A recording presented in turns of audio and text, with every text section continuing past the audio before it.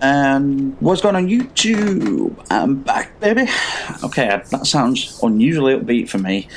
Maybe it's because I actually slept for a few hours. Do you know, I was thinking earlier about my sleep ratio. Been awake for, on average, about 230 hours before I sleep for maybe 20 minutes, and then I wake up again. So frustrating.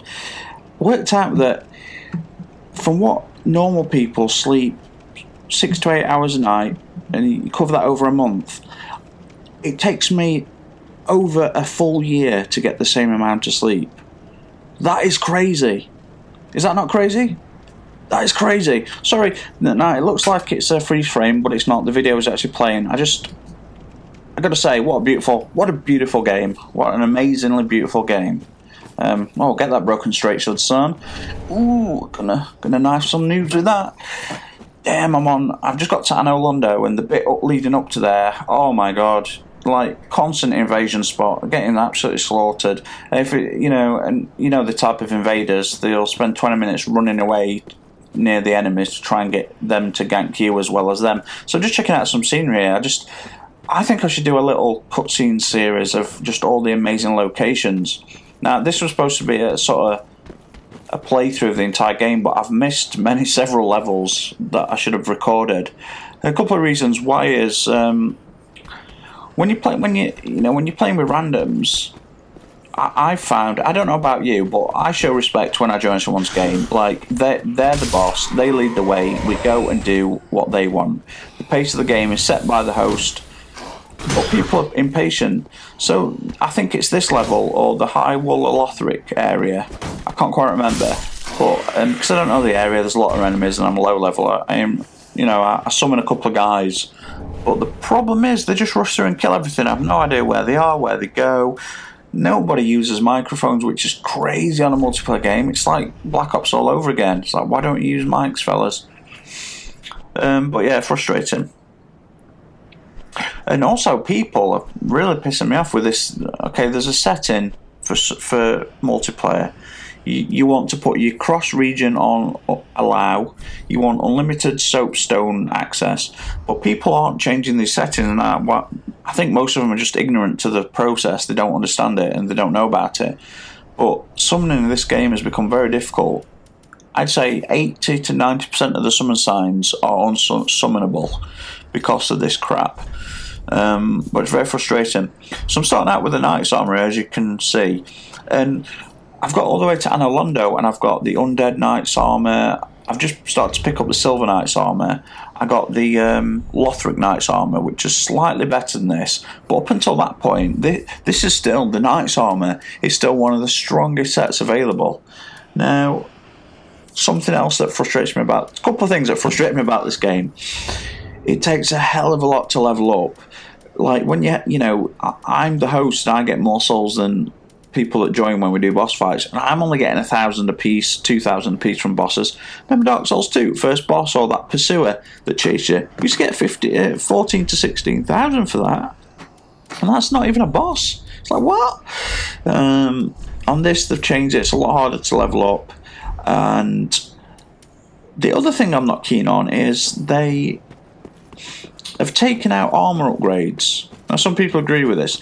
I don't, because there was nothing more satisfying than starting to level up your armour, and when you get those special armours to +5 or the normal armours to +10, you felt like you'd achieved something and you felt a lot tougher. Now, it's the Vigour spot, I think, Vigour, which is equipment low carry, that actually increases your physical defence. So essentially, if you want to become tankish or even able to take some serious damage, you've got to invest a lot of points in Vigour, which is fine, I guess. The look stat, I don't know how I feel about that. I like the idea of it, but I also don't, because you kind of waste points on it. My look's only been at 10 up until recently, and I've decided to invest my next 8 or 9 soul levels into it. At 30,000 a pop, though, it's taken a while to level up. If you guys don't know, at Firelink Shrine, once you bought the key and you go up to the Firelink Shrine Tower, kill the guy with the Uchikatonga blade, you'll find the crows, the trading crows from Dark Souls 1, 2 and Demon Souls.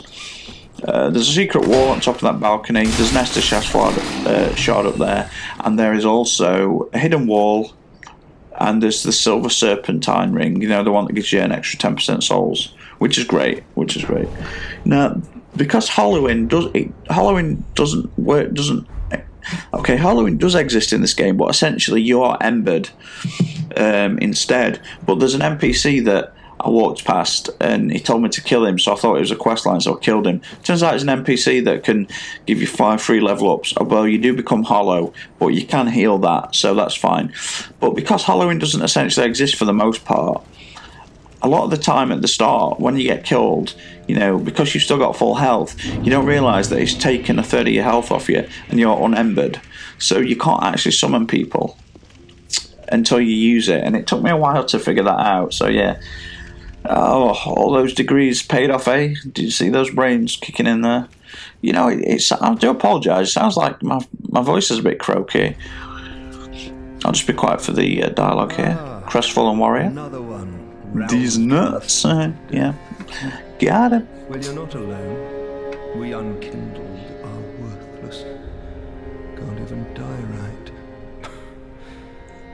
Gives me conniptions. And they'd have us seek the lords of Cinder and return them to their moulding thrones. Quiet. But we Somebody's are talking. True legends with the metal to lit the fire.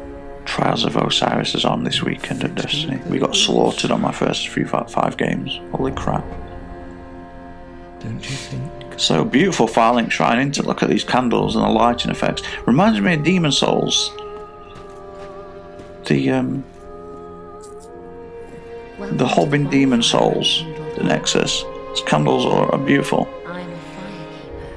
She really is like the Maiden in Black from Demon Souls. I'll tell you something I like about this is the voice acting and the echo effect they put on the NPCs' voices. And must be delivered to them. But there was something really seductive about the Black Maiden's voice. She had some sort of Nordic, European type accent. Beautiful voice. Then touch the darkness within me. There's Andre in the background from Dark Souls 1. So he didn't hollow then. He managed to stay sane. See, what he does, he's a blacksmith, obviously, and he trades his services for souls, and that's how he didn't hollow from a lore standpoint.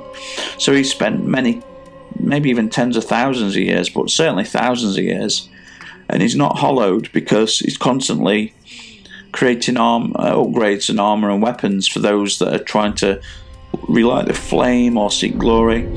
And that's how he stayed non-hollow and sane. He's a good guy. Ashen One, to be unkindled is to be a vessel. Knight is definitely the best starting class. He's got generally high stats on Vigour, Strength, Dexterity. His Faith and Intelligence isn't too bad, its Looks not too bad. You've got good solid armour, good solid weapon and a shield. Very good starting point, whether you're a novice or an expert. Because it don't matter what you start with. Once you get to here and start getting souls, you tweak your character however you want. Speaking of tweaking characters, I don't know what the spell is. I bought the guide, I'll check it out. So I buy these big guides, 400-page hardback books, never read them, skim through them. I never look at them for information, I like to explore these games. But this guy hit me with a spell. It was like a pillar of light. Okay, see these pillars in the background? It was as thick as... Oh, it's these 3 pillars there behind me. It was as thick as those. It was a solid blue beam of light that probably was about 60 metres in length. I seen him shoot it all the way across the map from anyway, it hit me with it. And the beam lasts for as long as it travels across the map. It's like a sustained beam. So for about 6 seconds I was hit with this massive pillar of light. Just melted me. No idea what that spell is, but boy oh boy do I want that bad boy. So this hub here, the Firelink Shrine, all the NPCs that you meet, all the hidden ones, all the ones you meet in whatever place, when you activate them, they will come back here, they will have quest lines for you, they will have possible items to sell, gestures they give you. So it's important to keep an eye out for NPCs you meet along the way. They will come back here and be located either in the catacombs below or just lighting the fire there. It's very nippy out. I love the knight's armour.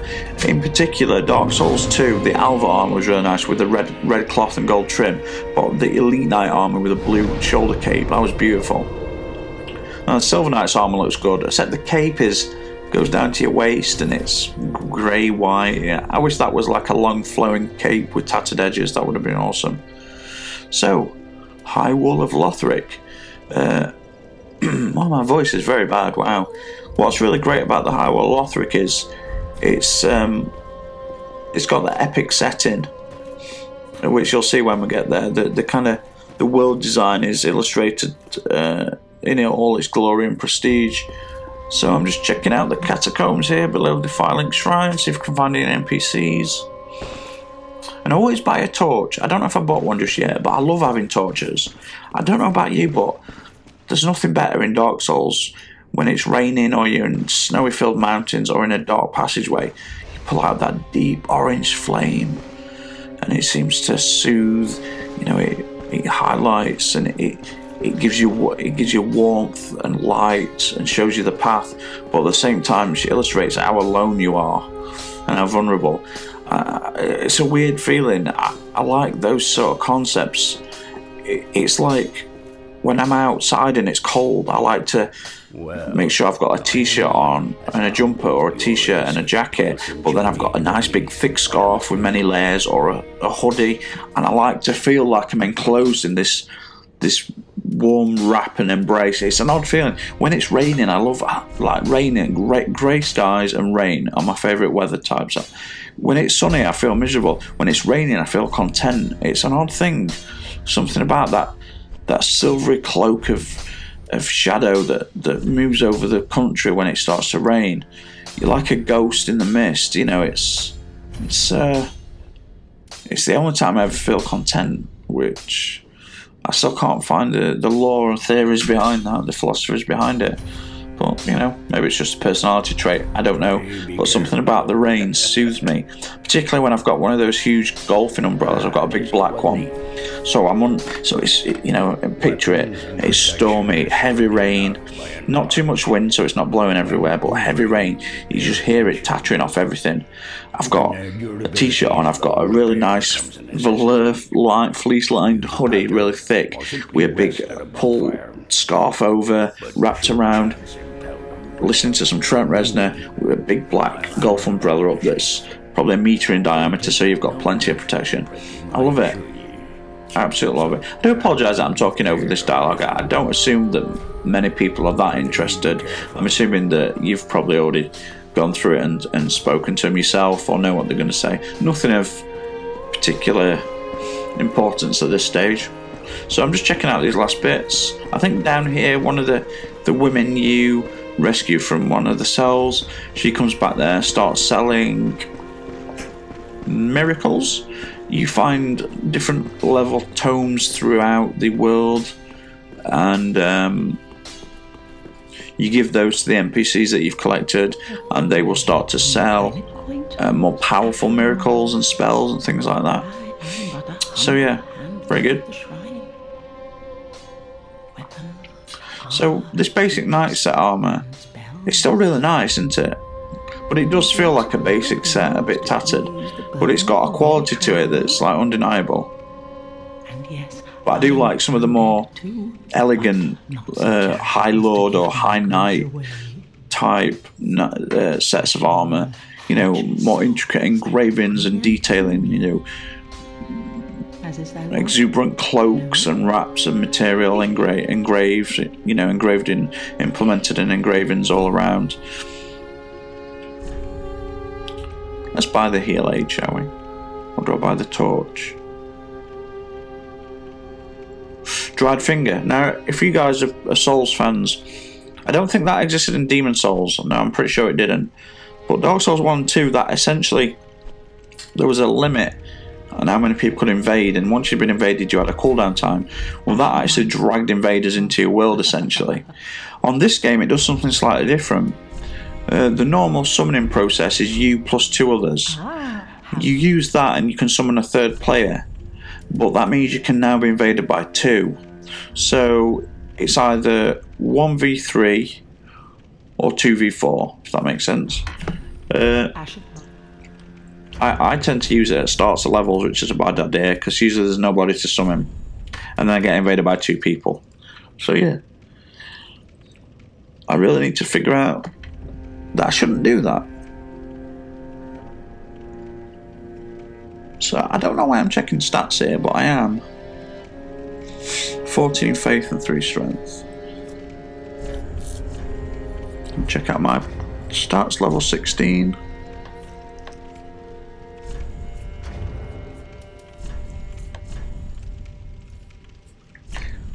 I'm just trying to figure out what does.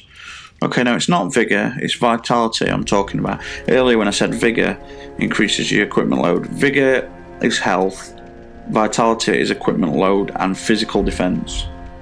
So each stat now actually does 3 things. Two or 3 things.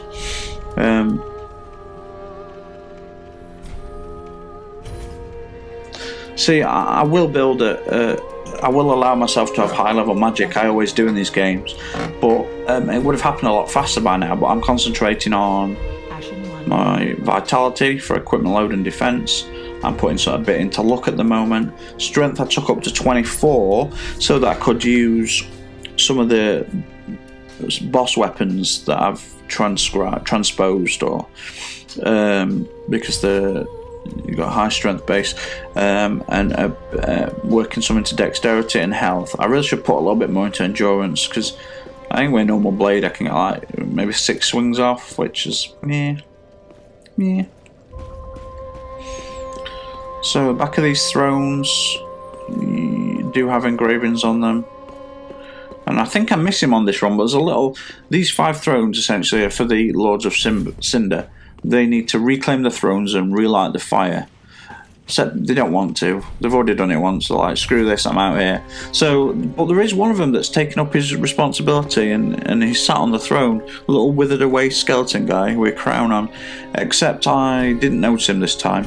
But he's the guy that when you find this item, you give it to him, and then he can transpose weapons or spells from the boss souls you collect from killing end of level bosses.